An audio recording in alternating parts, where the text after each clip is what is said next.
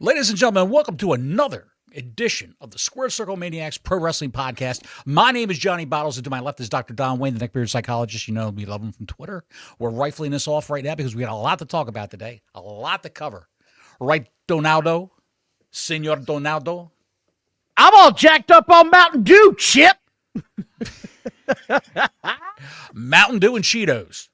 I tell you what, pal, I did not have this week on the IWC on my bingo card. By the way, it is opening day. I watch my Braves. They're still going at it, but they're about to lose. But baseball season's upon us, so to all of us that watch, it's a great day. But we're going to talk wrestling. Yes. We're going to talk IWC because some of y'all have lost your goddamn minds. You're crazy, and you should probably stop watching wrestling for a while. Yes, also, we're going to talk about some of the news and the shows, including last night's garbage. Yes, and please like and subscribe. Like and subscribe. Hit the notifications button, the ring-a-ling on the ding-a-ling. Ding-a-ling. Speaking of ding-a-lings, some news that's hitting right now. Yes. Gail Kim has been released, fired, if you will, from TNA, and this sort of came out of nowhere. Everything I've read said that she was well respected Max. Holy shit, Denisha coming out the gate strong. Nope. 1999. Thank you, Denisha, so much. Man. Denisha Lane, everybody. Hey, Donna Bottles, your favorite girl is here. Yes, she is. TK sucks and booking the show was terrible. Well, we cover that every week. I'm so glad Saraya is leaving AEW, and Mariah May's contract is up this summer, and she's playing things the right way. We'll get into that some later on. Yep, we're going to get into that next, actually. Let's get into that okay, I can't believe that. TNA fired Gail Kim. She needs WWE. Well, it's a whole new world in WWE right now. Gail Kim may come back. She's married to that British chef, Robert Irwin, I think his name is. Robert Irvine. He's a big, muscular British guy. She got him working out when they started dating and they got married. He owns a chain of restaurants. He's got all different types of food brands that he endorses out there. He's got his own line of protein bars that he makes. He's an entrepreneur, and I think she's going to be okay for cash. However, if she wants to get back into professional wrestling, I hear the Performance Center. Well, that's sort of where I was going to go with name. that. Like, I don't know. She's got a good mind from the business, from what I understand. She knows how to do what needs to be done. She can't do it anymore, of course. But how you know? She's one of those. Come on, pal. How do you know, pal? She's not 100 years old. Come on. She's probably, if Trish Stratus can do it as a human scarecrow now. Oh, you think Trish Stratus is still good in the ring? No, I don't think she is. Okay, that's okay. I don't think she is at all. Your Honor. I don't think she is at all. But I think that Gail I Kim was kind of shocked because they kind of need somebody like that in the locker room. I was shocked she was let go. I do want to talk about Saraya just up and getting out, just gone. She bounced. She let the contract expired. She's not coming back. She's gone. She's got a new podcast she announced it on. She's gone. She's gone. I know that. I know she's gone. But is this by her own free will? Or they just decided not to renew her contract because there's no upside to Saraya? I think it's a mutual thing. Like, I don't really want to do this anymore, and you don't really want me here, so we'll agree to go separate ways. But what really got my attention with Saraya was she stepped up and said, "Oh, I'd be good with going back to WWE in some role." Where did that come from? She couldn't get cleared 100 times. They tried to get her cleared. 100 times. 100 different doctor's appointments to get her cleared, and she could not get cleared. But when she got signed by AEW, come on in. Come on in. All broken necks are welcome here. If it's not broken, we'll break it for you. Don't worry about that. And we talked about it. She didn't take a whole lot of big bumps in that company, and I don't blame her. I wouldn't have either. She took one bump on that ring apron. I said, I got no clue why she did that. And she rolled out of the ring. It was a tag team match. You didn't see her for the rest of the match. She was just sitting there resting that neck. Protect your neck, as they say. Protect your neck. Protect your neck. But that kind of caught me off guard, She just sort of was gone.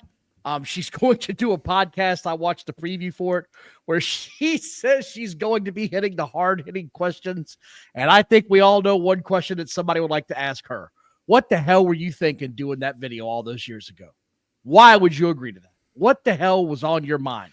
I know it was on your face, but what was on your mind? How do you get swing off a leather? How do you do that? What do you use? God, dude. What I still to this day have no idea what that. Just wild. I don't know. I've got some other news. Big news. What's that? Japanese Tits McGee is officially coming to AEW, also known as Mina Shirakawa. She is officially done, and she's on her way. And I looked up how to say Tits McGee in Japanese, and I translated it.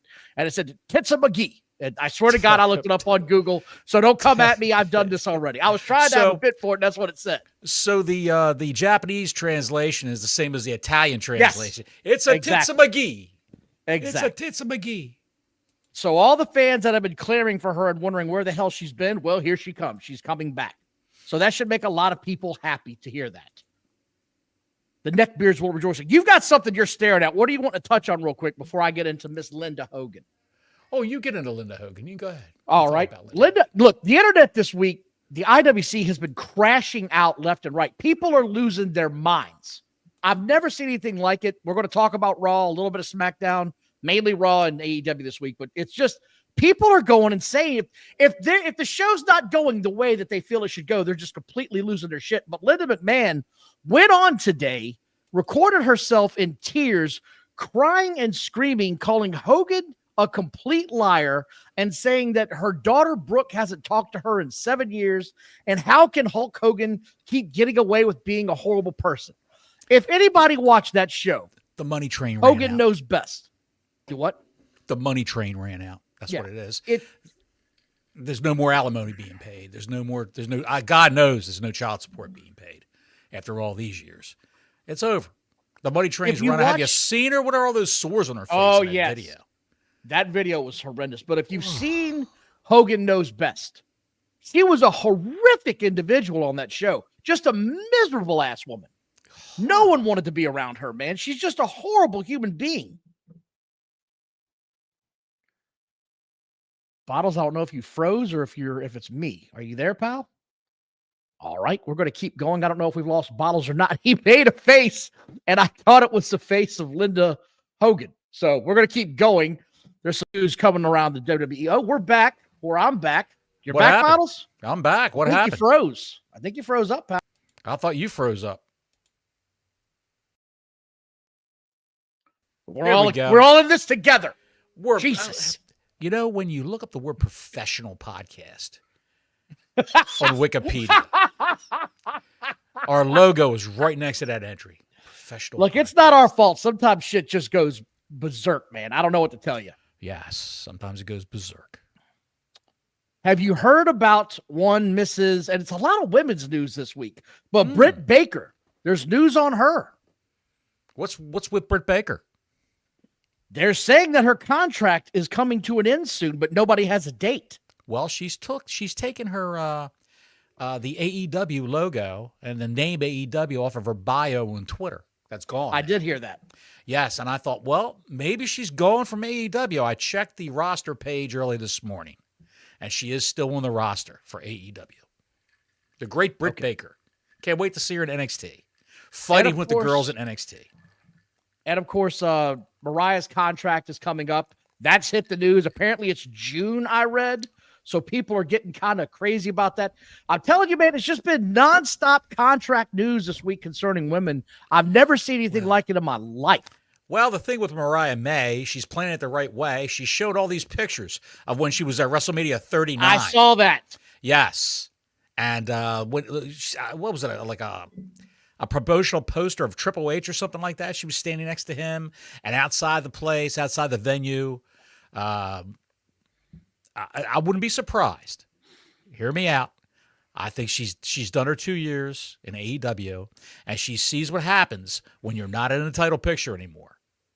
What happens to you on that program? You just get moved out of the way. And with Rand moved out of the way to Collision. Let's just look up Taya Valkyrie, Snooki Perazzo, Serena Deeb is in a witness protection program. You can't find her anywhere. They're all moved down there, pal. They're all moved to Collision. Harley Cameron is Harley Graham on Collision. It's racist. It's just the shits. Thank you again, Denisha, for the 1999 Super Chat. We appreciate you as always. Yes. I just it's all tripping me out. The other one that came to my mind this week in news was Baron Corbin has just been popping off at the mouth again. Oh, Bishop Dwyer? Whatever his horrible next name. Horrible name. The guy's name is Tom Peastock. And he changed his name. They changed his name to Baron Corbin in WWE. And now he's changed his name because he can't use that to Bishop Dwyer. And you called him? I don't know what I called him. You called him the Baron of Bad Names? He is. Something like that. He's the Baron of Bad Names.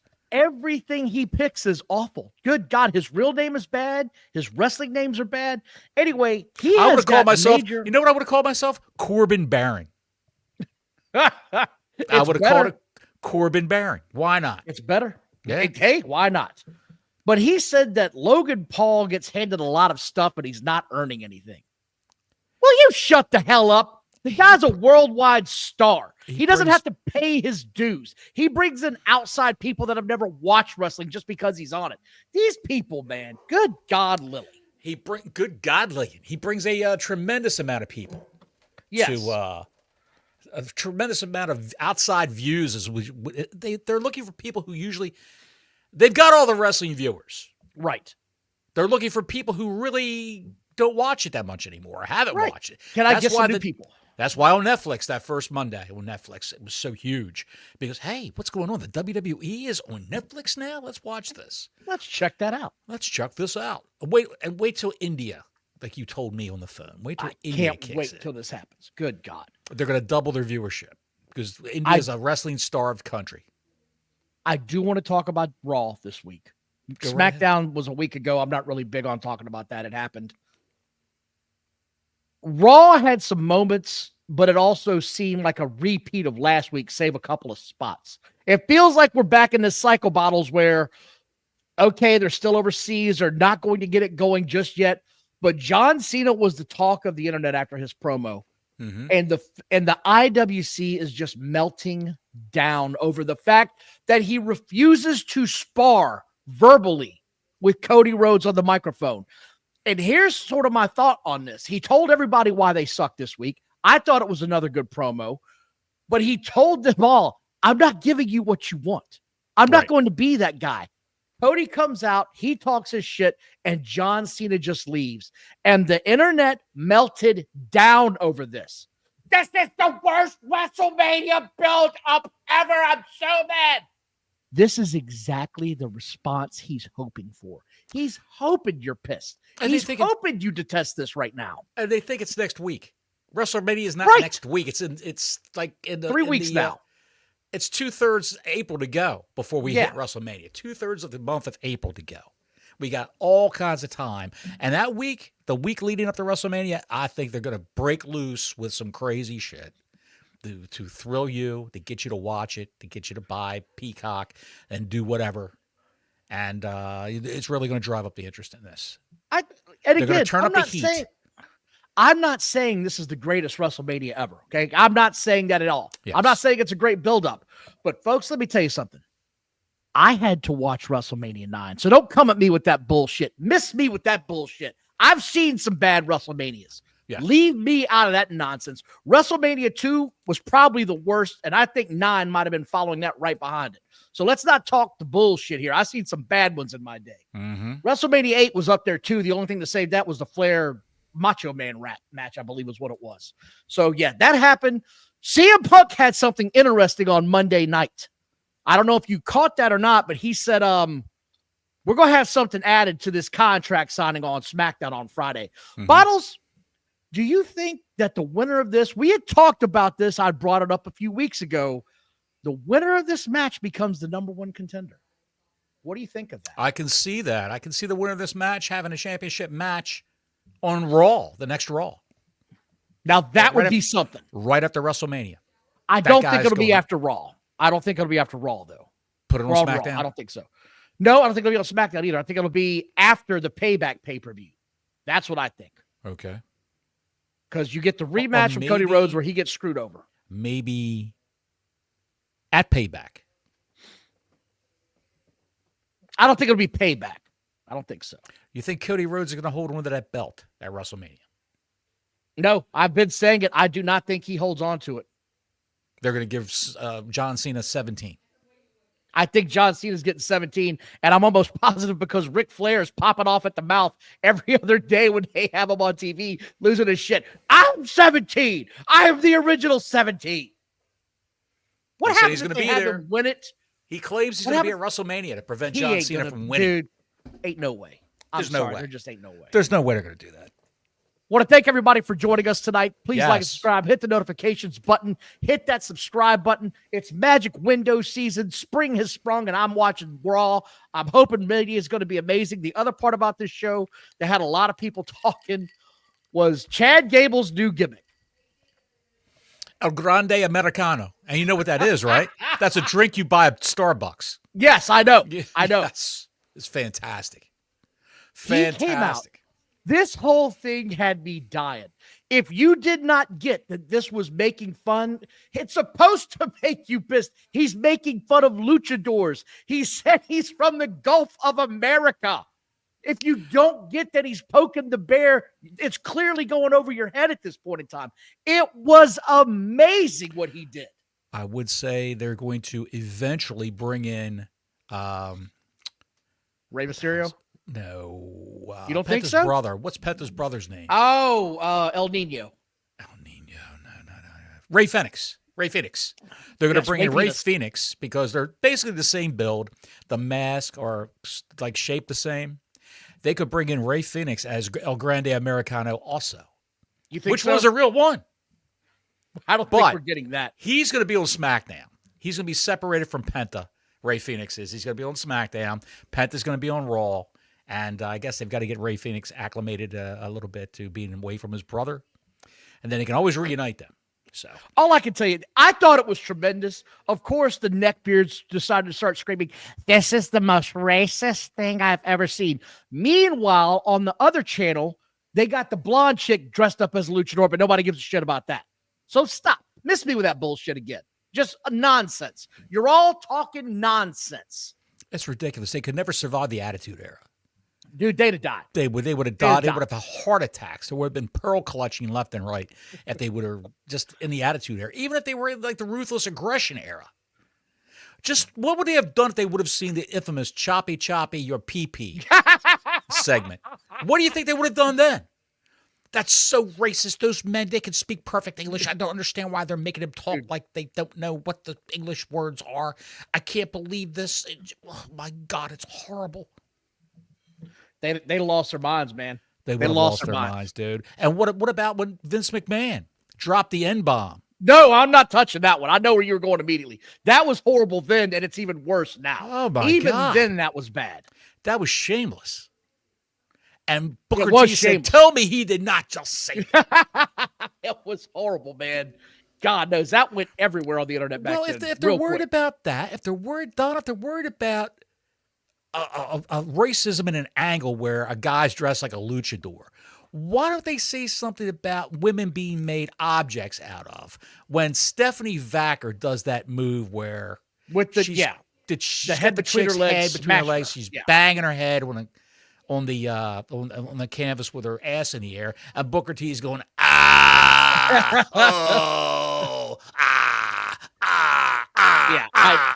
Why don't they say something about that? They don't say anything about that. They select and choose their outrage, man. It's just nonsense. None of it matters. Because you can't fondle yourself to Chad Gable dressed as El Grande Americano. This is true. Unless you swing that way. And if you do, there's nothing wrong with that. I'm just saying. But again, so he's making fun of luchadors. Yes, that's exactly what he's doing. I'm glad you're catching on to the gimmick. Maybe you're not so slow. So I thought that was tremendous. I can't wait to see where that goes. What about the Mexicools? When you had Juventud Guerrera and Psychosis riding lawn tractors out to the ring. Yes. That was the Ruthless Aggression Era, guys.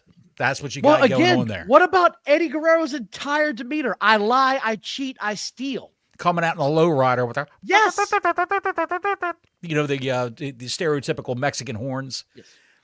Oh, they and the car jumping up and down. Brock Lesnar come out with that band when he was with Eddie Guerrero with the band. The the mariachi band. He'd have died. So, yeah. I want to talk about that real quick. Also, there was a female match for the U.S. Was the U.S. title? It was the Intercontinental title, correct? Intercontinental, which title was. Okay. Lyra Valkyria and Gonzo. Can we get Gonzo to stop trying to kill her, please? Jesus. Gonzo had an off night Monday night. That's all I can say. Dude. If you have a bad match with Lyra Valkyria, it's really saying something. And it was a horrendous match. And it wasn't any fault of Lyra Valkyria's. It was the fault of Raquel Rodriguez. I thought she hurt her on the spot on the announcer's desk. I thought she had legit hurt her because that went to hell fast. The turnbuckle spot was awful. This match, man, was just everything you shouldn't do as a professional wrestler as a female against another woman. As Dusty Rhodes famously said, don't do shit you don't know how to do. Baby. Here we go. Scully. Shout out to you guys. Gable is over me. Thank you for the super chat. He's over everywhere, Scully. It's the neckbeards, the pearl clutching. That mob can't handle this. So that happened. The other part of this that happened was the Rhea Ripley. She's going to have a match next week with the special referee being Bianca Belair. Mm-hmm. So she gets to see if she's the number one contender or who is the champion. How will they coexist? Exactly. How? The other part of this that was getting on my nerves with the IWC is they're like, why aren't they cheering Bianca Belair anymore? Why aren't they? Because she's turning heel in front of your eyes and you don't want to see it. It's happening. Right there. It's right there, right out in front of you. Turning Thank you heel. Again, Scully. It's happening right there. It's happening and they just don't want to see it. Why don't they want to see that, man? I want to see that braid. I want to see that fake braid get cut off. I want to see her go out there with her real hair color. Well, not really her real hair color, but the way she wears her hair when she's out on the street in private. Right. As a normal citizen.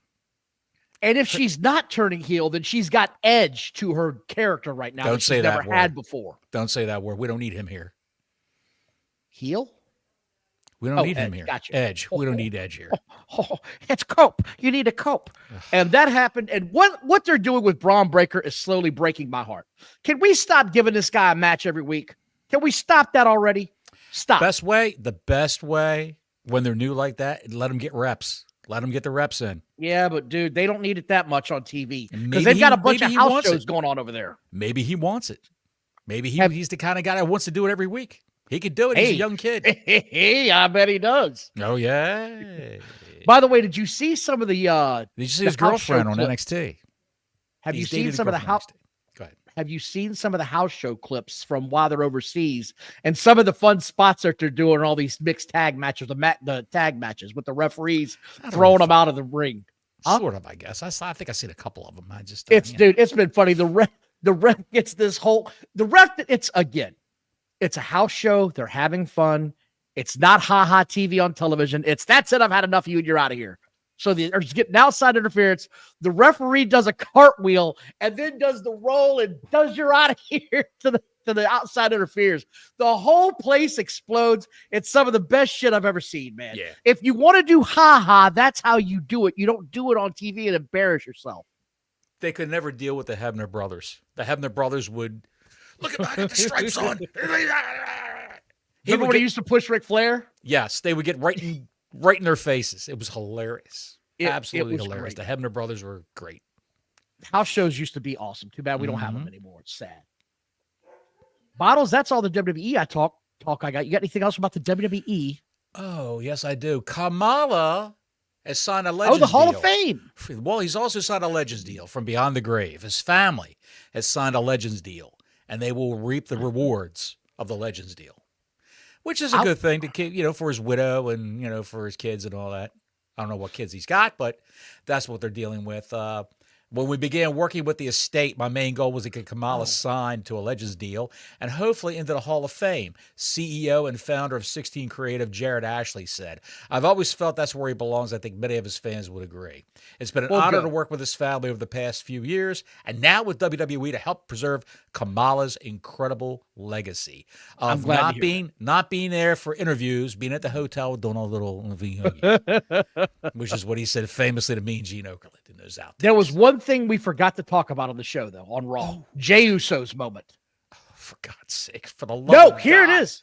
So here it is. God. No, they're leaning in to the screw up he had last week, because this week he slipped on the mat, allegedly. You could tell it was all worked up because Gunther was ready to jump on him as soon as he did it. They're feeding into this. You're letting the moment get you. I appreciate that. They didn't ignore that he screwed up jumping over the ropes. I just wanted to give credit to that because I sort of like where that's going storyline wise now. But if he loses, the fans are going to riot. You know that's coming. They will throw shit in the ring if he loses. Please continue. He's also firing back at people who are disenchanted with the build for WrestleMania because he is in that championship match for the Raw side. He said in an interview, if you're being honest, there's a whole bunch of dope wrestlers better than me, but they not at the top. Yeah. Yeet. I did see that interview. Okay. I mean, look, it's I'm not a big fan. It is what it is, like you said. It's horrendous. We talked about Tom Peastock, Bishop Dwyer, Baron Corbin, Corbin Burnson, whatever his name is now. They talked about Logan Paul being respected in the locker room. I think you've touched on that. Yeah, you touched on that. He also I don't even want to talk about that guy. There was one guy backstage. That's what I'm saying. Dude, stop. You were in gimmicks that went nowhere. You never got yourself over. There was nothing that stood out about you other than, like you said, your doughy body. They made you put a shirt on. Nothing about you stood out. Nothing about you made me want to watch TV. I'm sorry. Good luck to whatever you do. It ain't for you, pal. Because I don't see AEW beating the door down to get him either. No, when he was in NXT, when he was a lone wolf Baron Corbin, he had the long black hair, thin on top. He never talked. They gave him like a motorcycle hoodlum gimmick, and he never spoke. And he just got it done in the ring. But he had what was described as a sad face belly, where his belly button from losing so much weight, it looked like a mouth. It looked like a slot in the middle of it where you would like stick a key in to wind him up. He looked horrendous. He was so doughy. And I'm thinking they got a performance center. Why doesn't this guy work out? Why doesn't he work out? Why does he cut weight? He still didn't do it.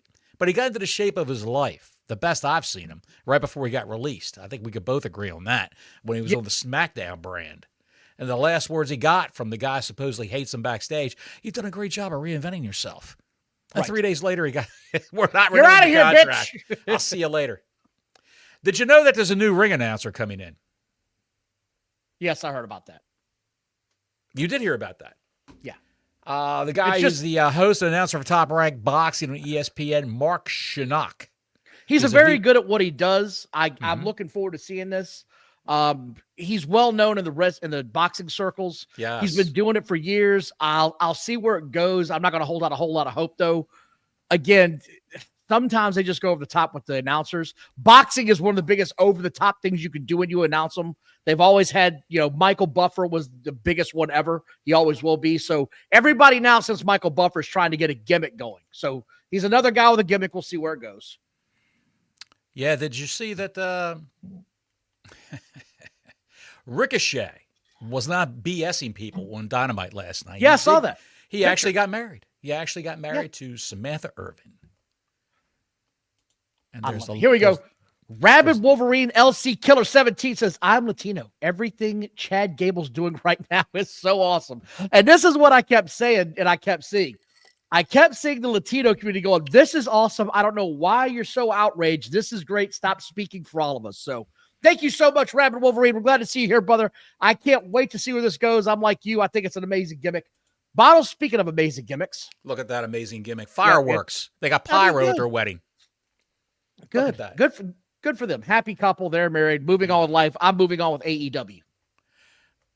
Did you see? It's time to talk about it. Well, there was a special guest. Sasha Banks was at the wedding. She was at the Ricochet wedding. No, Mike Myers. The great Mike Myers was her date. Off my screen. No. What's that? What's wrong? No, don't even see it. I'm moving on to AEW. It's time to talk ratings. Because NXT had a show. You watch it. You said it was pretty good. They did 741,000. Sure. All the back of Stephanie Vaquer, who wrestled 2 matches. She's the North American champion, and she's also the women's champion. It's never been done before, they say, 2 separate matches. One at the beginning of the show, one in the main event. She defended both belts. Yeah, and the OnlyFans star took offense to them saying that she's the only double champion to defend. I don't know what the hell that was about. And I'm not. She's never defended both belts in the same night. I don't. That's what the thing is. Care. Mandy Rose wants it to be all about her. You take your clothes off for money. I don't care what you say about wrestling. Go away. But AEW did 663,000 bottles. This is like 3 or 4 weeks in a row they've gone up in ratings, and I'm not sure how this is happening or why. But people are starting to tune in. Now it's not a lot. It's only 13,000 more than last week, but it's more. Thank you again, Raptor Wolverines. What could bring these people to that car crash called AEW? That's what it is. What could bring these people to tune in? You think they're just siphoning off some viewers from Max? Think that's possible, Don? Well, I want to talk about that real quick. By the way, they're in the building, holds 5,000. They had 3,432 tickets distributed. And when I started my show this week, I said, I'm watching this live. I'm not going to DVR it. I'm going to watch it live. And I jumped in. Bottles, you know where it threw me as soon as I got in? It tried to make me go to the Max feed. It tried to force me over there. I just looked at a Linda Hogan video. Oof. I told you. Take it off your screen, man. I'm doing it right now. She makes Missy Beefcake look like Mandy Rose. Go ahead, Don. So I don't know what's going on with the recording, but this show started off with a guy called the Vanilla Baby Black Christian. And I've never heard of this guy. Blake. Christian. Blake. Okay, he's not a black Christian. I didn't know what the hell this was. Why is there more than one Christian? Like, that's one thing that Vince McMahon got right. He didn't want guys with the same name in his company. It wasn't good for business because you get them confused all the time. Right. I don't know what the hell this was. I don't know why this guy's on here, but the announcers, which, by the way, were all-time horrible. Again, thank you, Taz, for at least trying to keep it professional. I don't know who the hell this guy is, and they were trying to hype him up to start this match like he's going to be the next coming. He's some schmuck from Ring of Honor. That's all he is. They're bringing in Ring of Honor people because the AEW people can't get over. So they're saying, all right, let's bring in the Ring of Honor guys. Let's see if they can get over. We're not going to help you to get over. It just is what it is. The Ashen Chevalier with a $10 Canadian spot. Don, I don't know if you saw on Twitter or not, but the OnlyFans girl who you had a feud with, Holly Morgan, was busted touching CM Punk and Cody at the Raw. That was in the UK recently. Yes, she was. And CM Punk told her, don't effing touch me. Don't touch any of the talent. Yes. Ashton, I'm glad you brought that up. I wasn't going to say anything about it. I'm glad you did. Thank you again for the 10 spot. Thank you for being here. But yeah, when I saw that, I said, ain't no way that hooker is reaching out and trying to convince these guys to go back to her room with her. She is a crazy lunatic woman. And yes, I did get into a mega beef with her. She's a nut job, dude. You? Oh, yeah. No, you don't fight with people on Twitter. You've always comported yourself as a total gentleman, especially in Twitter Spaces. This hooker was grabbing and groping the men, got called out for it, and suddenly she's gone silent. I haven't seen her report any of this. Yeah, so thank you again, everybody. I'm glad you brought this Don Wayne, everybody. There he is, burning it down. Don Wayne. He's never met a civilized discussion he couldn't destroy. Don Wayne, everybody. Better not bring your kids. This show, like I said, back to Baby Black Christian or Vanilla Baby Black Christian. Blake Christian, sorry. Blake Christian. We're kicking off the show with a guy that whatever. We're kicking off a show with a guy that nobody knows. A no-name guy gets to wrestle Kenny Omega, who they just had a tournament for the right to Kenny Omega. Who they just had a match to determine who gets to wrestle him for his title. This no-name jackass comes out and leads off the show. Bring him in. Let's just bring him in. Bring somebody in. Next up, Doink the Clown, everybody. Doink the Clown will wrestle Kenny Omega. Hello! I've also Light the lights. I bid you adieu. And screw you. Bang, bang. Jesus Have you heard that they're thinking about joining the international and the continental titles together? That's now being discussed backstage. Who cares? Jesus Christ almighty. Who really cares? Just take these belts and just take them, put them outside, and let Jack Perry run his black serial killer truck over top of them. Just destroy him. Well, I'm just saying that's terrible. They got too many belts. We got too many belts. It's all devalued. Everybody's got a belt. Hang with me here. If they combine the international and the continental titles, you get the intercontinental title. What the hell are we doing here? Or you get the continental. That could be a thing, yes. Don and Bottles, here we go, Denisha. Do you have thoughts on JD from New York pulled off a commentary at his workplace, the House of Glory, because of Mercedes and Ricochet? Had a lot to say about it. I just knew that was true. And you're exactly right. It wasn't a Tony Khan thing. It was a Mercedes Moné thing. She was going to come out for the main event of that show, and he disappeared. And it was a long intermission between the match before her and when she went on. And it was a little bit of a to-do. And he was gone from the, I think, Solo Monster and Jason Solomon, or whatever guy's name is. I think it's Jason Solomon is his real name. He goes by Solo Monster, another podcaster like what we do. And but he's got more subscriptions. So I guess I don't know. Anyway. Again, I don't. Denisha, it was a big thing. It was a big thing. Hold on. I don't care. I'm just going to put it bluntly. I don't care about JD from New York. I don't watch any of his trash. Everything I've ever seen about the guy is just him saying the most insane shit he can't say to get the most clicks he can get. I don't care for his product. I'm never going to watch his product. If they put him on a boat and said you can't do anything else in wrestling, I'd be fine with it. The guy does not strike me as humorous or clever in any way, shape, or form.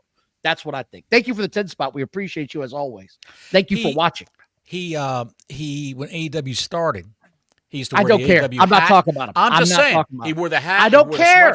I don't care. I don't care if you don't care. I'm just telling you. Okay. He wore the sweatshirt. He wore the hat. He was a big AEW thumper. And now, because the women in the locker room got into it with him on Twitter, Tony Khan's gotten into him on Twitter.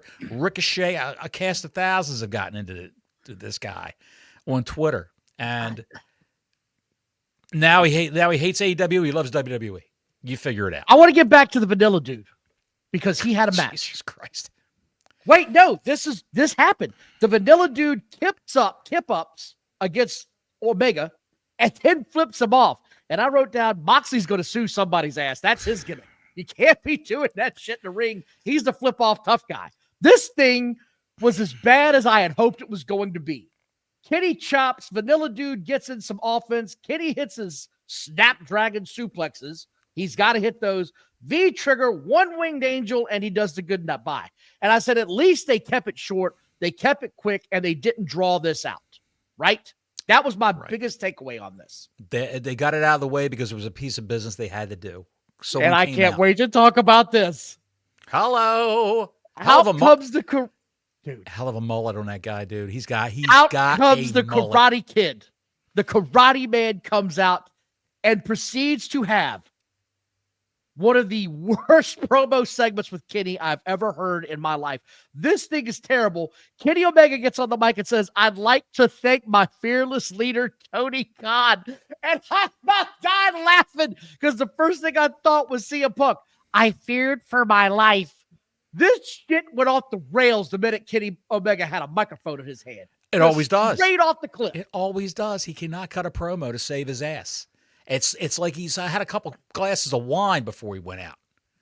That's what it seems like to me. Or he's smoked the biggest blunt he could roll in that limited amount of time he had before he had to go out there. You're very welcome to the show. It's just garbage is what it is. It's garbage. Garbage. Here's what got me. He can wrestle. He can wrestle, but it's garbage. Out came the Karate Man, like I said. And did you notice his music? Because I pay attention to music. I know you don't. He came out to break into Electric Boogaloo. I couldn't believe it. That's what it sounded like. I swear, dude, I was looking for the characters from the movie. Jesus, their names escaping me right now, and I'm going to kick myself for it later. But I swear that was the music he came out to. Break into Electric Boogaloo. Absolute amazing trash. They should just, instead of running these big arenas, they should just have the AEW Dynamite Collision taped at a roller disco. Just tape it in a roller disco. Why not? Get all the people in there. Ashen Chevalier. Yes, here we go. $5. Yes, Kenny once wrestled a blow-up doll, but at Dynasty he will wrestle 2 charisma vacuums. And that's what I put on here. The speedball gets in there and starts talking, and he has all the charisma of a wet rag. Nothing he said felt like it mattered. No. This was horrible, dude. No. I want to know more about where he gets his hair cut than what he's going to, how he's going to wrestle Kenny Omega. Do you think he calls Dominic Mysterio for haircut advice? I think he calls Billy Ray Cyrus because he's got the hair from Billy Ray Cyrus circa 1991. He's got that Billy Ray mullet, man. Achy, breaky heart. When you think it can't get any worse, in comes Ricochet on the screen, and he says it's a video package. He says it's his wedding day. Is she coming to AEW because he said after this he's going to have the belt and the girl? He's going to walk out of Dynasty. He's going to walk out of Dynasty with the belt and the girl. And that means she's coming in. She's going to get her wish. She's going to be an on-air manager for her husband, who can't talk. And you know what? I was thinking about Ricochet today when I was driving around, running.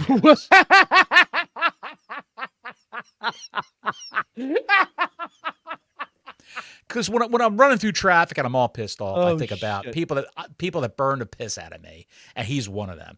You know, there's one thing you can say about Ricochet. I can't remember the last time the guy had an injury that took him off of TV for months. Right? No, I can. When?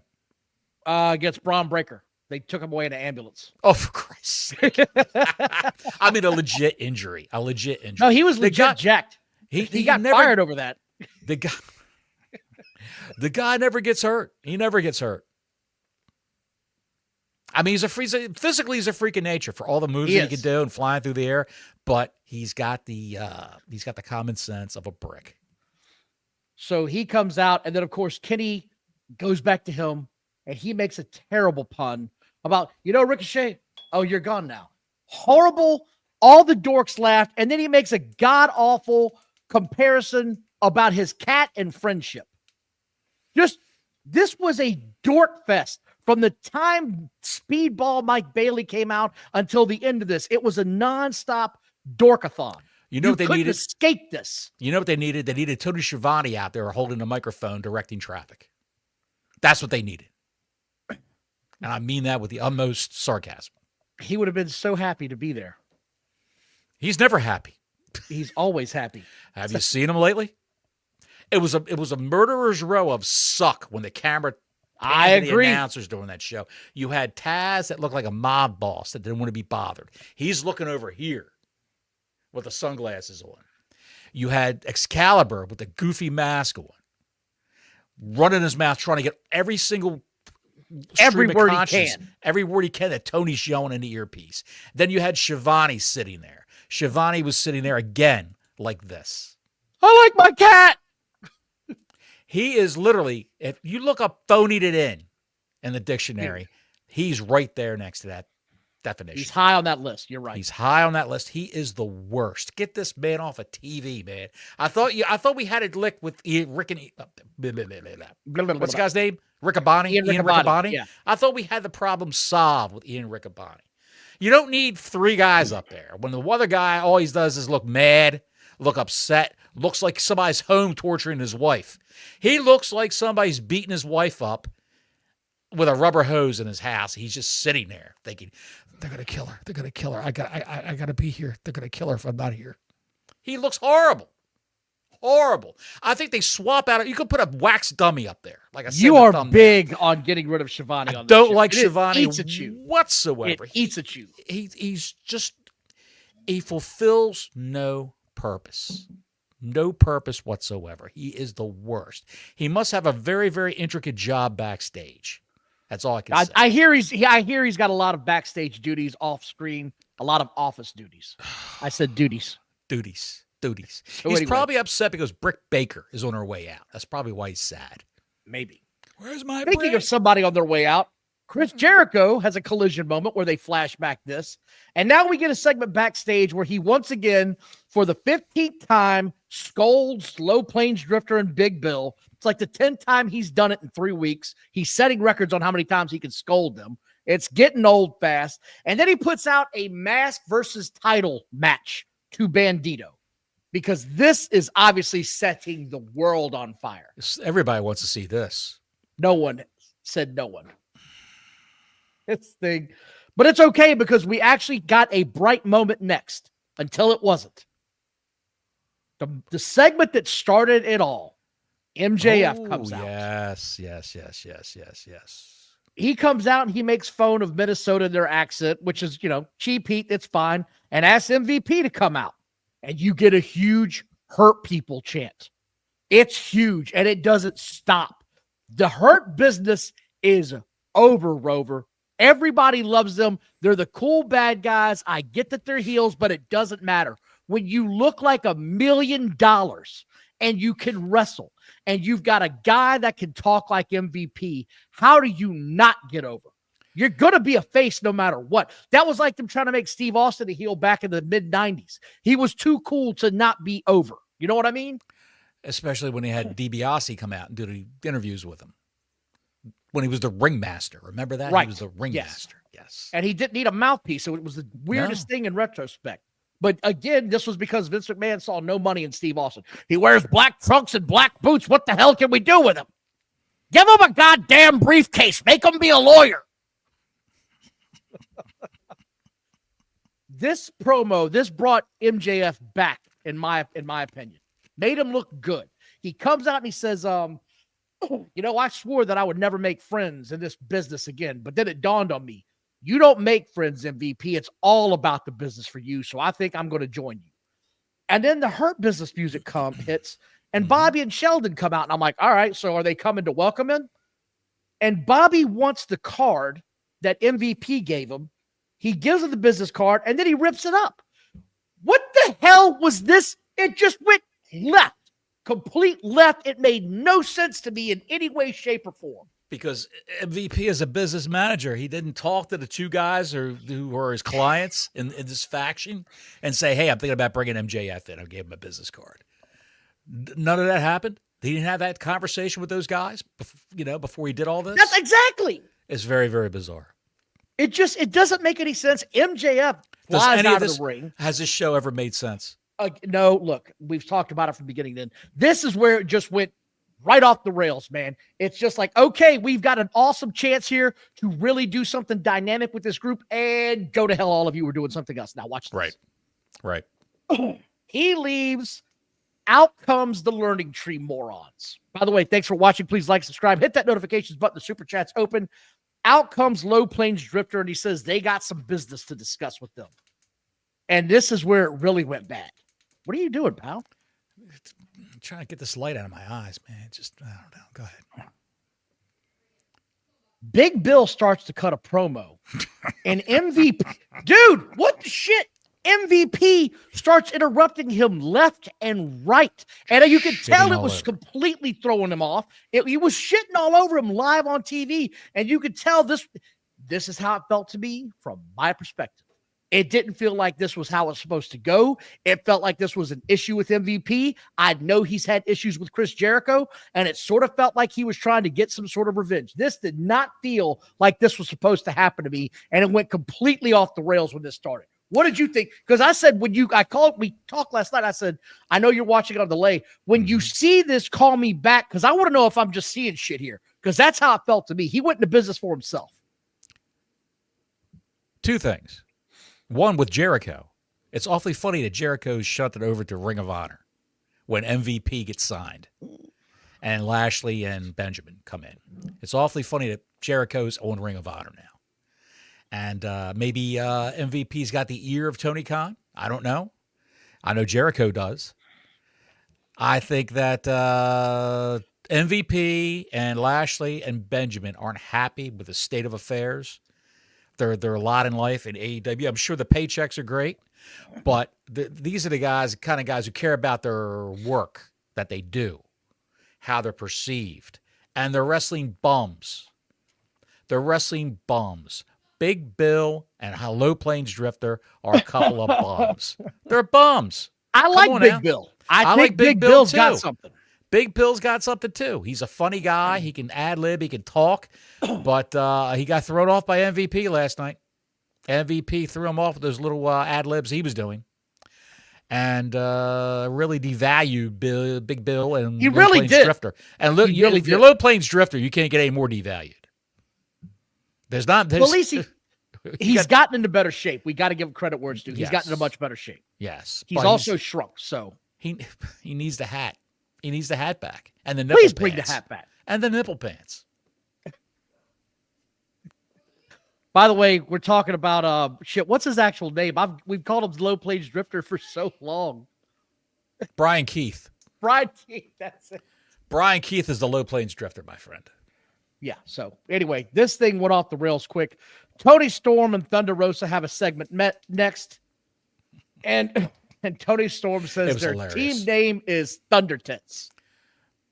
While Thunder Rosa's standing there with a Thunderstorm t-shirt on. Yes. No, it's Thunderstorm. No, it's tonight. It's Thunder Tits. This was it's everything you love about Tony Storm, dude. It's just hilarious. Hilarious. Yeah. You know who doesn't like anything she's doing? I don't know who. Not going to name them, but there's some people out there that don't like them. Jim Cornette, I'll just say that much. He's not a fan at all. He's not a fan of Tony Storm. Not at all. And that gimmick. No? Yeah. Anyway, we get Brody King versus Kyle Fletcher next. And I want to talk about this. Jim Cornette doesn't really like much of anything. He likes Wendy's burgers and Sprite. Diet Sprite. Well, he likes Kyle Fletcher. I like Kyle Fletcher, and I want to talk about this real quick. Hello. Kyle Fletcher has got he's got, I don't know, the it factor, if you will. He looks. Does he have the look? He's got the look. I'm not saying it. I'm avoiding this. But he has that it factor that you want to see in a wrestler. He works out. He keeps himself in shape. He needs to grow his damn hair back because that shaved look is not good for him. It doesn't do him any favors. But he's wrestling Brody King, who I think we both can agree is just about as worthless as tits on a bull. The dude loses every week. There's nothing about this guy that makes me want to watch him, period. He's a fat, tattooed blob. That's all I see in this guy. There was some outcry online about why do they always have Brody King lose? How come he can't win a match? How come he can't do this? He can't do that. I think it's just he's just happy he's making the money that he's making. He would never make this amount of money that he's making anywhere else. No, he would not. Of course not. And he's just, okay, boss, whatever you say, boss. Pin me, pay me. This had Kyle Fletcher getting the absolute shit kicked out of him for most of this match. And he took some bumps in this match that scared me. It looked like when I watched it, Don, it looked like Brody King was mad at Kyle Fletcher. It looked like he was pissed off at him over something. Because some of those, it was stiff shot. I said, God damn, look at this guy. Yeah. What is going on here? The suplex that he hit him with, where he landed on his face. How do you land on a guy's face on a suplex, man? When he did the dive out of the ring, he didn't just sort of fall off of him. He fell straight on his ass. Why is anybody allowing Brody King to dive on anyone through the ropes? Why is that a thing? They got to get their shit in. They got to show off what they can do. That's all. If you're going to pin me, I'm going to get all my shit in. That's their mindset. It feels like that, doesn't it? Like it does. Every week. And Kyle Fletcher, again, we've talked about this multiple times. Mm-hmm. He seems to have a match every other week at a minimum. He's always on TV wrestling. Always. Right? He's always on there. How do you make a guy feel special if you're seeing him wrestle every week or every other week? Yeah, he's Collision or Dynamite. One or the other. Kyle Fletcher hits an impressive tombstone on Brody King. And that doesn't end the match. Let me repeat this. He hit him with the tombstone and big-ass Brody King kicked out. Do you know why he kicked out? No, why? Because fat-ass Mark Davis had to get involved somehow. That son of a bitch. That fat bastard. That dude comes out, gets involved. Kyle Fletcher hits him with this weird-ass turnbuckle suplex spot. That ended the match. Not the damn tombstone, that awkward-looking corner shot. Again, why? It's so not needed. And then out comes Hobbs because he's apparently going to be fighting Davis next. Why is Hobbs stuck? Why is he being dragged down by all this? By Mark Davis, by Don Callis. I think I know why. You saw this match, right? I saw the match. Dude, did you see where they had that spot in the middle of the ring and it looked like they were trying to shave a cat the way they collided and just fell? They just fell in a heap. It's like, I got it. No, I got it. They just collided and fell. I don't know what the hell that was supposed to be, but it was just two big bodies just, oh, God, we didn't do that right. And then they got up and tried to do the exact same move next. Dude, I like Hobbs, but man, I don't know sometimes with this guy. I think he's got a lot of work left to do. I really do. Well, he's not really getting on-the-job training because he's hardly ever he's off of TV for months at a time. Then they bring him back for a quick spurt of like 3 months he's on TV. Then he'll be off TV for 6 months. What are we doing here? What are we doing here? I have no idea. I have no idea. That's my gimmick, pal. If he was in NXT, what do you think would happen? If he was in NXT, he'd be in 3 minute squashes to get him over. 3 minute squashes to get him over, and then he'd be facing Trick Williams or Obafemi in 2 months' time. He'd be booked right into that. He would lose to Obafemi, but he would put on a good showing, I think. So Hobbs wins. This thing was a cluster flop, and I couldn't wait till it to be over. Like and subscribe. Hit the notifications button. Hit the like and subscribe button. Super chat's open. Thank you guys and gals for joining us tonight. I see you guys out there. We appreciate you. Hit us on the button. The button. Lexi is with Nick Wayne backstage for an Sexy interview. Lexi. Dude. With Nick Wayne. With Nick Wayne and Nick Wayne's mom and whoever that other guy is. The Waffle House waitress. No, the other Nick Wayne's guy. mom. No, the other Kip guy. Sabian. Kip Sabian. That Penelope, guy. Yep. Mr. Penelope Ford.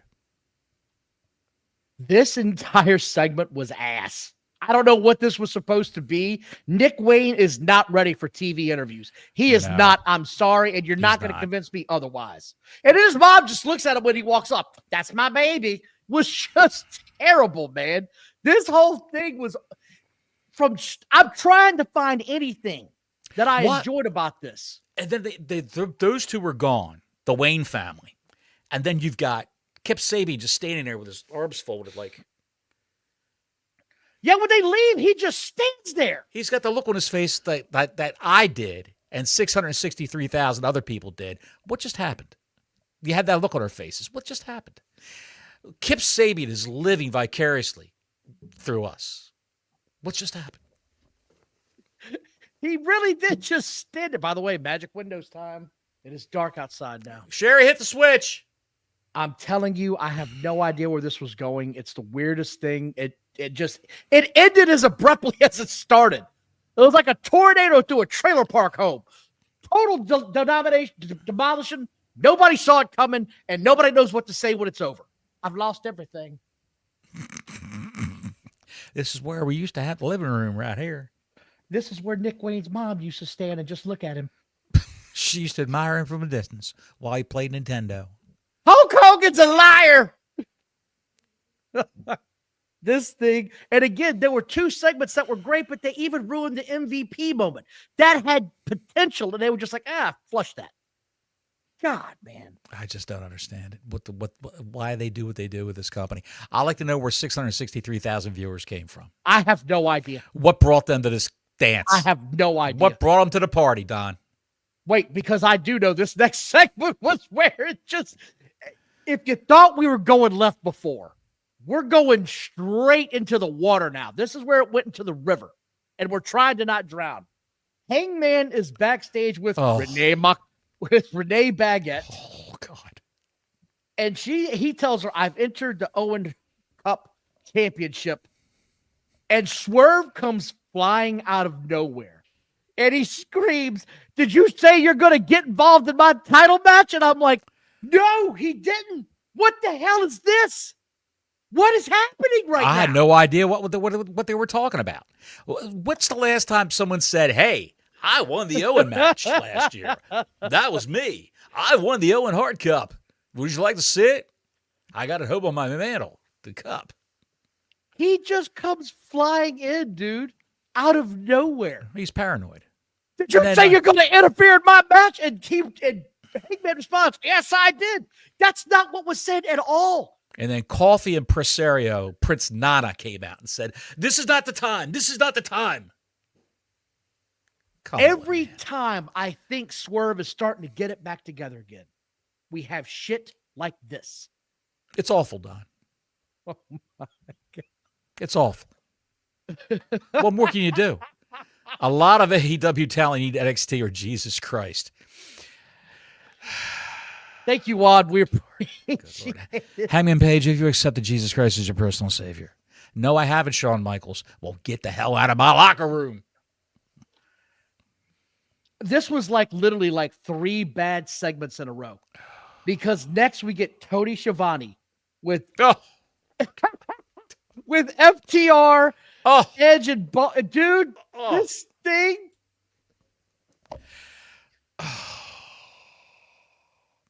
And they're playing it up. They had like a marriage counselor meeting. Tony Schiavone, he was the marriage counselor.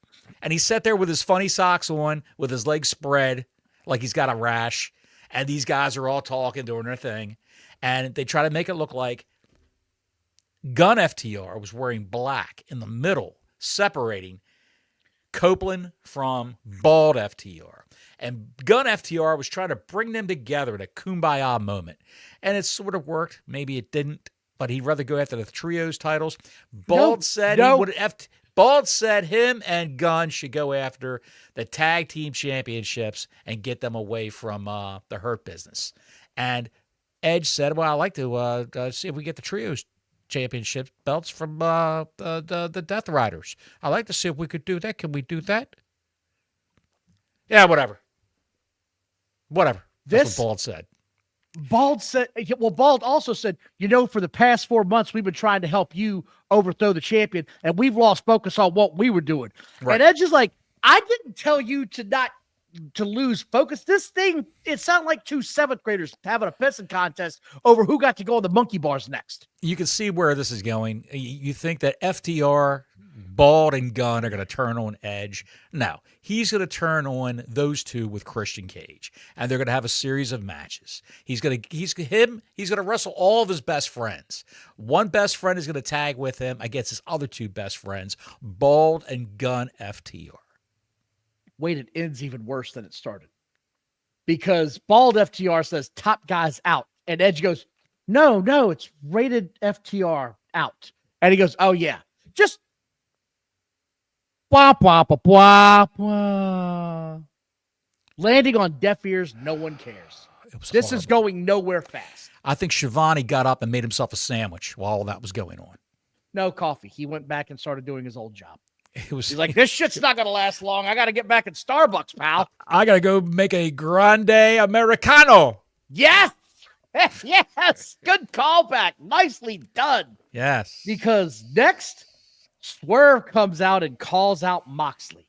And of course, he comes from the crowd, and there's no belt with him. And Swerve is looking confused as shit, losing his way multiple times in this promo. A lot of start and stops. And I got to say, this was a hot mess from his perspective. Moxley had to save this segment, which I never thought I'd say in my entire life. Moxley had to save this, man. Actually, he did. He had to. Swerve had some sort of seizure. I don't know if he's got brain trauma, a concussion. It happened to him 3 times standing out there where he just stopped. And he looked at the crowd. And I mean, they could only chant "Whose House" so long, but so long, yes. And then they're like Ted Knight and Caddyshack. Well, we're waiting. That's what it was like. Good line. Judge Smales looked at Monty Capuletti, or no, what was the kid's name? Danny Noonan. I don't. He was looking for Danny Noonan to make that putt. Never to be seen in another major movie again. Danny Noonan. Yeah, you're right. And he wound up marrying Bonnie Raitt, who's a fine-looking woman. Good for that guy. He won in life. But Moxley saved the segment. He married Bonnie Raitt, and he won in life. I don't know. Look, I just know this segment fell apart real fast, and Swerve looked completely lost and looked out of place. I don't know what happened here. I don't know how this was supposed to go, but the starts and the stops, him losing his focus, him not knowing how to bring this back, none of this made any sense. It fell apart. And then, of course, we get all the all the rest of the Cracker Clan coming out, trying to get involved. And out comes Marina Shafir, and here comes Willow, who starts beating her up. And then we get the girl fight, which I must say this now. Willow looks like she's been working really hard. She looked really good. I'll give credit where it's due. She looked great. Willow Nightingale, no matter what they put her in, she always looks like she's engaged in the matches. She always looks like she's excited and happy to be there. No matter what they do with her, she always looks like she's happy to be there. She's like a little puppy. Most of the people who work there could take lessons from Willow Nightingale. Woof, woof. Oh, I'm talking about some shit that happened. By the way, you can't find that clip now. You can't find those clips. Of what? Tinkle, Tinkle, Little Stars. With Willow. Willow and the tinkling. You can't find them anywhere. It's impossible to find them. Oh, the urinating? Yeah. Yes. Anyway, Joe and Hook segment. Joe and Hook segment. And Max Caster gets choked out. Chat, you should be ashamed of yourself. They're doing their own show again. Larry's doing his own show. Chat, it's fantastic. Again, Joe and Hook segment. Max Caster gets choked out. I don't understand why Hook is on my TV. I don't understand why Max Caster's on TV. That's another one. Good call there. This went nowhere. Renee is with Jay White, and he says he's entering the Owen Hart Cup in his own weird way. So whatever. Top Flight is with AR Fox versus a bunch of nobodies. This all just went to shit. Garbage. I just said AR Fox is on my TV again with Top Flight. Why is this happening? They need jobbers, pal. They need guys doing the JOB. That's what they need. They've got a plethora of names that could pull off the indies just to come in. People that no one's ever heard of. And have them job at Lashley and Benjamin and the job at Kyle Fletcher instead of having Brody King in there. Just have job matches and concentrate on trying to build storylines. Have job matches on this show. The WWF did it in the 80s they made a career out of it. They built the company on job matches and promos to get pay-per-views over, to build stars. That's what they did.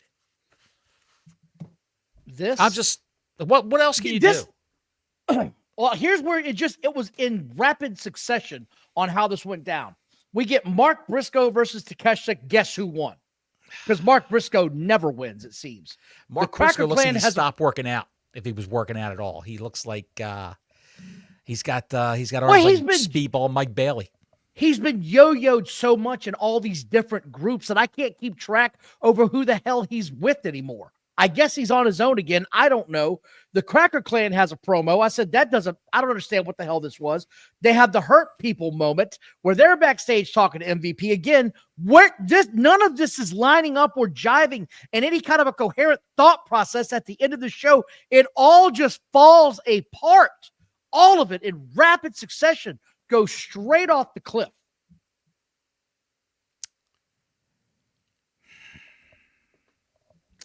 And then we get the Ford Megan Bayne versus Rosa and Storm match. And Megan Bayne, of course, pins Storm at the end of the show to close it out. I almost thought that they were going to have Storm pin Megan Bayne. Well, they should have had Megan Bayne pin her. Right. That would make sense because, why do things the right way? I gave this company just the forethought of, hey, they're going to do it ass backwards and Tony Storm's going to want to pity Megan Bayne. And then it's all going to break down in a big fight. But no. Tony ate the pin, which was a first. And does Penelope Ford own any other ring gear? That's all I want to know. That's a good She wears question. the same shit every time you see her. She really does. Every time you see her, she wears the same bullshit. Megan Bayne, at least she's got two different outfits. She's got the blue and white and gold, and she's got the gold, white, and gold. I'm dead serious when I ask you this. Did you feel that the way this show closed out, did I accurately encapsulate how much of a turd in a box this show ended on? It was like diarrhea. Just they're shitting all over the place. It was the turd in the box. Oh, look. Honey, what's in this shoe box on the floor of the closet? Open it up and find out. There's a turd in this box. Turd in the box. I dropped that in there at our last party we had on the 4th of July. Shit.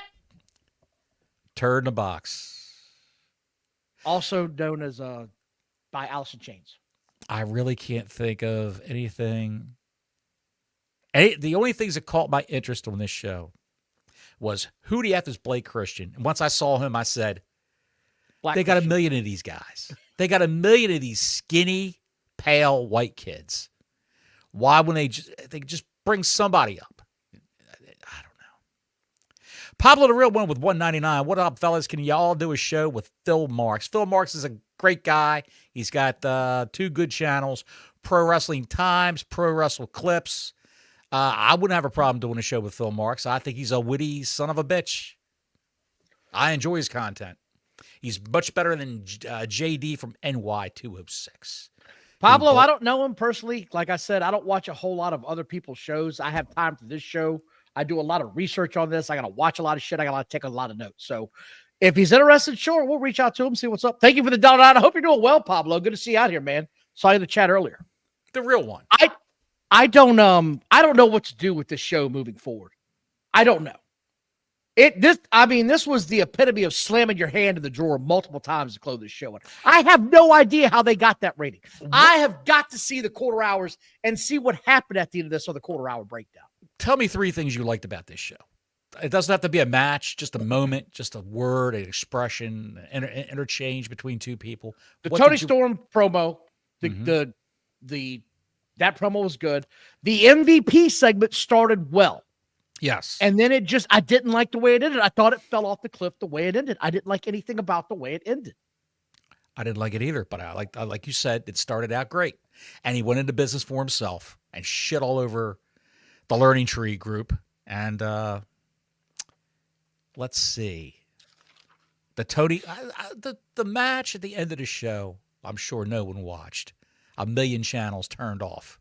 It was okay, but it was nothing special. It was nothing special, but it was good to see people interact that you never saw interact before. Right. No, I agree. It was fresh. It's nothing just a else. Fresh matchup with Tony Storm and Rosa added into this with these other 2 girls. That was good.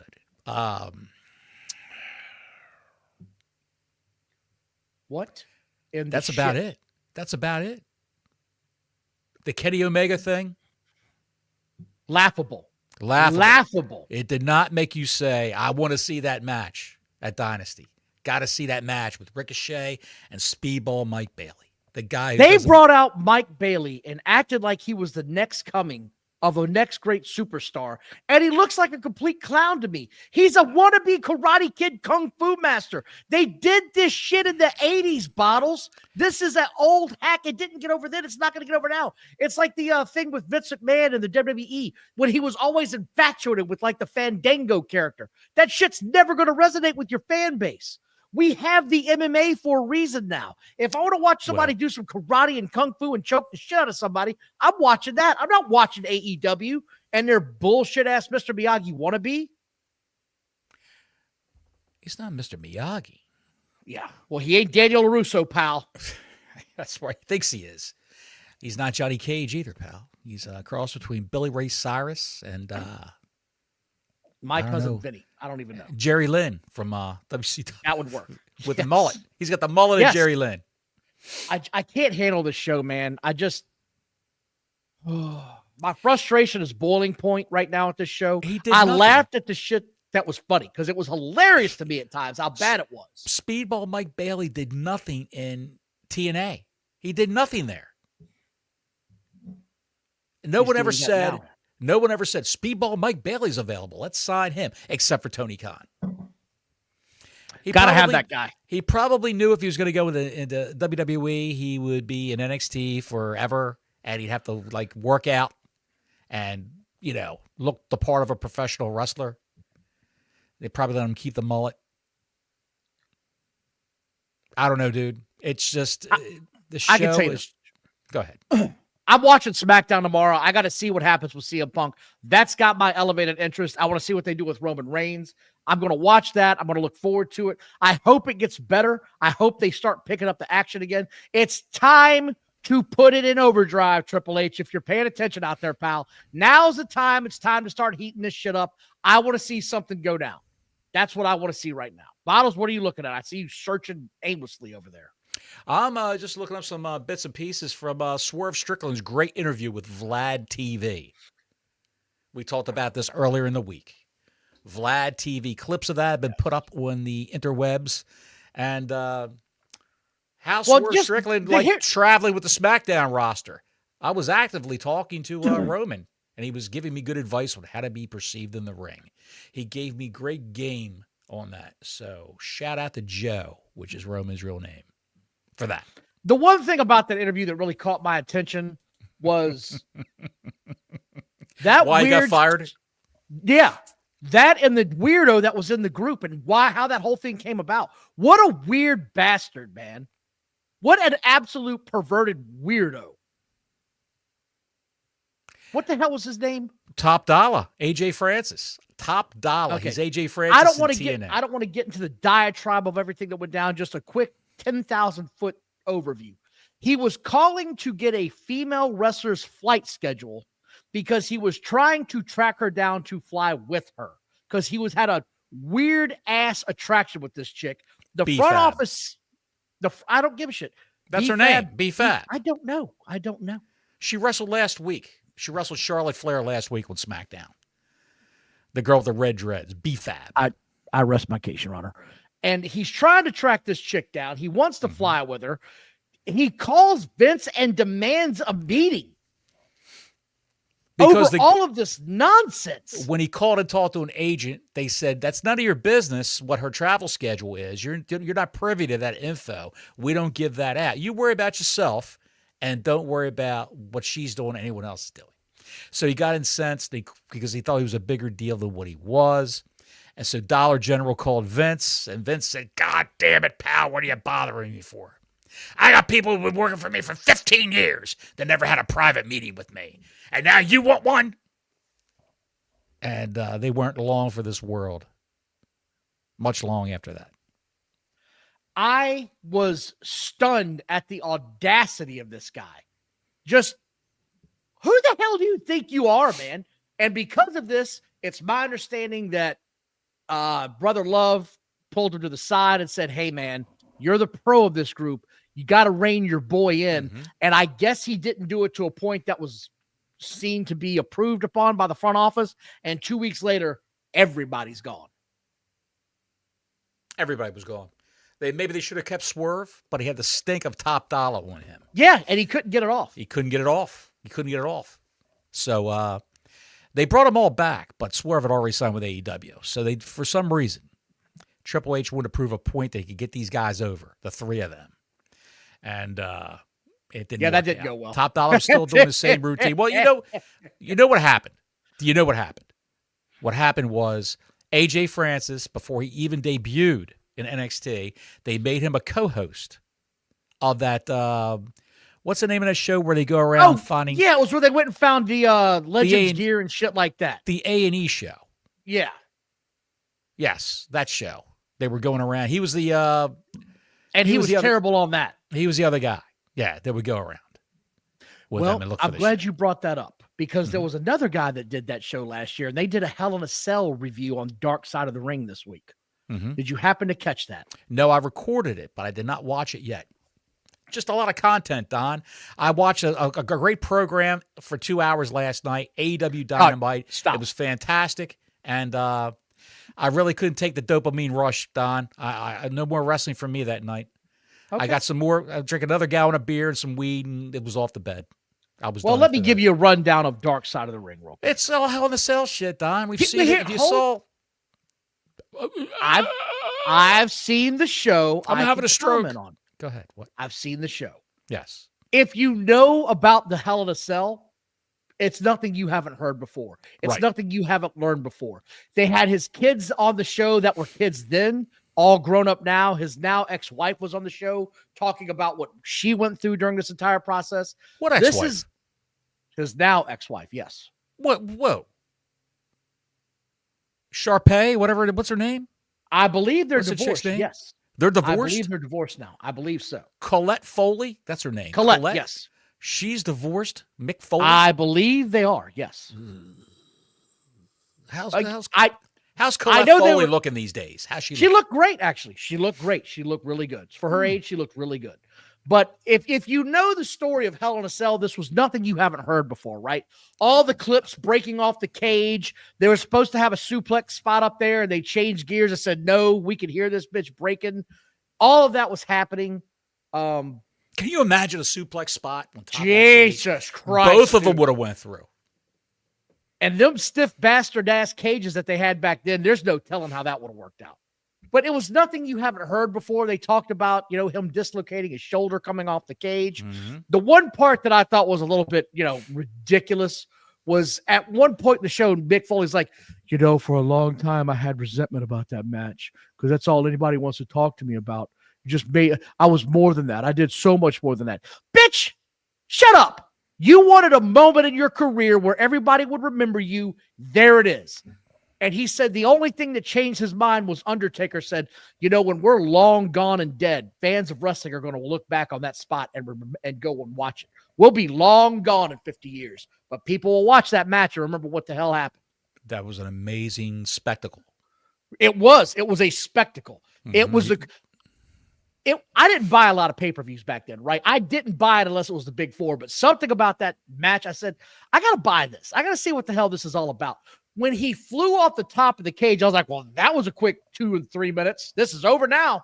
There's no way this shit's going on. Right. And when he got off the stretcher and came back, I'm sitting there like, not a chance in hell. There's no way he's getting back up there. Jim Ross was pissed off because when he fell off the cage and he hit that announce table, he knocked over his Grey Goose. Jim was pissed. By God, that drink had a family. The way they talk about it, though, in retrospect, is just it's a complete circus act sometimes. The way Mick Foley was able to turn his body midway down, he was rotating the whole way. He didn't just magically turn over, you dumbasses. And they were like, well, Undertaker didn't really throw him. No shit, he didn't really throw him. Here, I'll make it look good. You pick your landing spot because I am not eating this if you die. I am not going to be held accountable for this. Right. But I didn't see anything in that Hell in a Cell documentary that I've never heard before. They talk about at one point in time, he goes to see the cage at the WWE warehouse with Noel. And he goes and he touches the cage. They still have it in the warehouse. And he starts crying. Oh, for Christ's sake. Come on, man. I'm looking forward to Dark Side of the Ring. I am going to keep watching it. This, however, dude, this was just, I don't even know how to describe this. This wasn't anything I didn't know about before. It was nothing that I learned. Have you heard about his daughter, Noelle? She was in the wrestling business and got out. She was in NXT and she started getting concussions. Now she's got concussion syndrome or whatever, where loud noises, bright lights set her off. She can't go to sporting events and things like that. What, so she's like a Rottweiler? Yes, she's like a Rottweiler. She's like a Rottweiler. Yes, 4th of July when they're lighting off fireworks, she's howling behind the couch. But yes, the ex-wife was on the show. She had her input. She was mad at Mick, of course, for how this whole thing went down. And then, of course, they talked about some of the matches afterwards, like the 13 chair shots that he took from The Rock, which was ridiculous. And even then, when I'm watching it, why is this happening? Mick Foley said he kept taking them because he wanted to prove how tough he was. Dude, take 2 or 3 chair shots and call it a day. What the hell are we doing here? I blame The Rock. I blame The Rock, too, for wailing on a guy like that. I blame them both. Why the hell did you keep getting up? So they talked about that, and Mick Foley, of course, talked about his love for New Japan New Japan death matches, which, if you don't know what that is, good, because it's the biggest bunch of bullshit nonsense I've ever seen in my life. 14 times, excuse me, Ashton. There was an outlaw ECW style promotion in Japan back in the day called Frontier Martial Arts Wrestling. That was the name of the promotion. I believe it was run by a man named Atsushi Onita, who was apparently a sadist. Yes, he was a deathmatch guy in Japan, and he brought in Terry Funk, Sabu, all those guys. The barbed wire matches that they had over there took place in a FMW ring, and it was just horrendous. Some of those matches, man.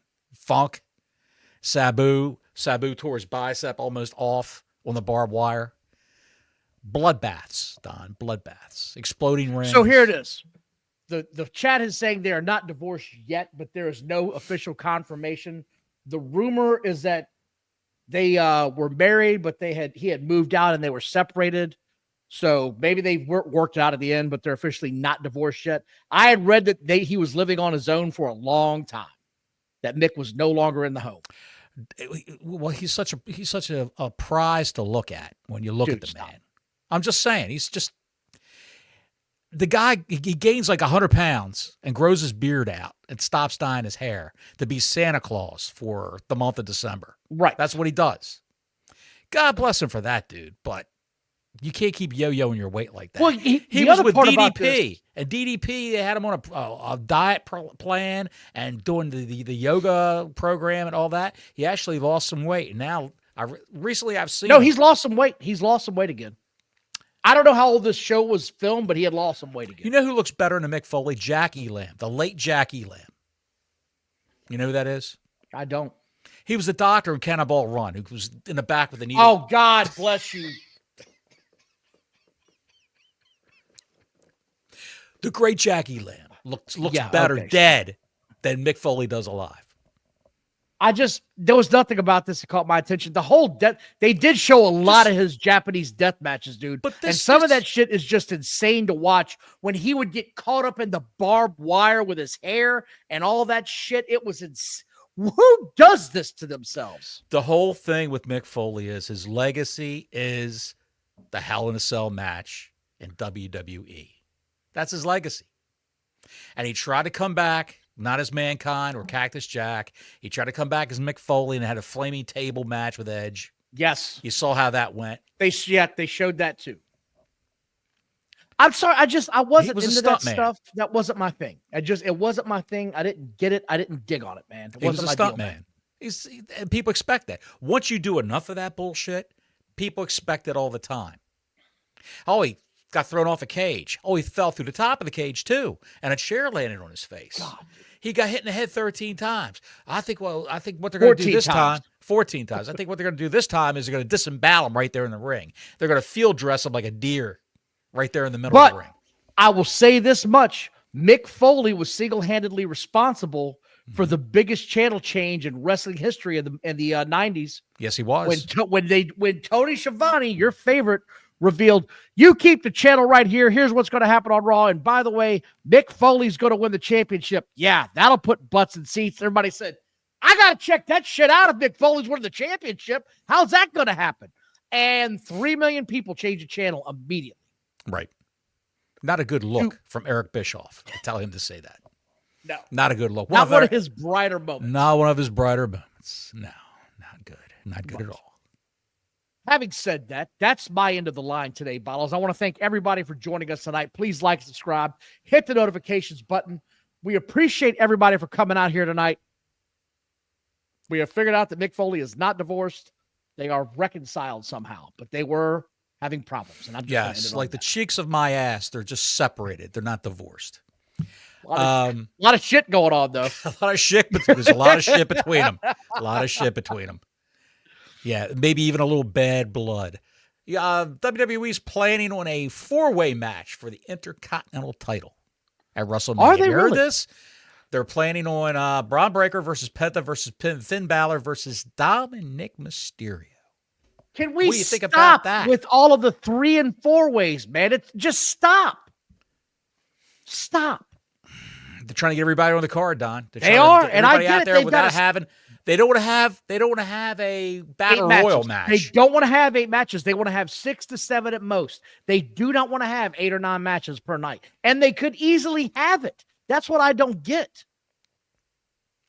I like I like what they're doing is they're cycling guys in and out of the card. So they've got guys who aren't on the card that are ready to wrestle the following Monday on Raw. Right. In case somebody gets all jacked up. In case something happens. Here's a trivia question for you, Don. A trivia question for you. And I'm going to get rid of this so you can't cheat. I got this guy's picture on my screen right now. There's one wrestler in history, and it's fairly recent history, the last 30 years, I would say. He's the only guy to ever compete in MLW, XPW, Portland, Oregon Wrestling, FMW, which we just talked about, New Japan, All Japan, WAR, WWA, Promo Azteca, which I don't think is around anymore, the UWA, AAA, Pro Wrestling Noah, CMLL, TNA, ECW, WWE, and WCW. He was in all those companies. Who was this man? Is he still alive? He's still alive, yes. He doesn't wrestle Is he Japanese? anymore. No, he's not. He doesn't wrestle anymore. Is he Japanese? No, he's not Japanese. Is he Japanese? He's not Japanese. He's not Japanese. Is he Japanese? Is he Mexican? He's Mexican. Okay. He is a Mexican masked Rey wrestler. Mysterio Jr. No.